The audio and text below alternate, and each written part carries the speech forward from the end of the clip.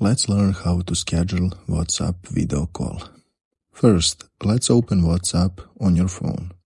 When you do that, look at the bottom of the screen and you can see calls option and click on it. When you do that, you need to click on little plus icon in top right corner of the screen.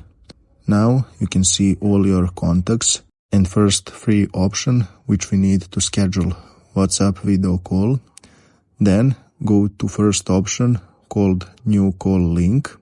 When you do that, you need to select the call type. In our case, that's be a video. Then look at the last option in this row, add to calendar. And now we need to schedule our call. First, enter the title of call. I will put test.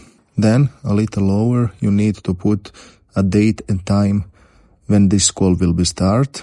Then below of start, you need to put a date and time the call will be end.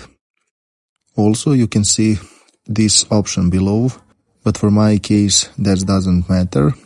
And the last thing, you can put the notes of that call. I will also set that be a test.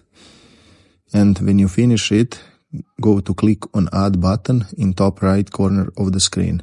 And you are schedule your video call. Thanks for watching. See you in the next video.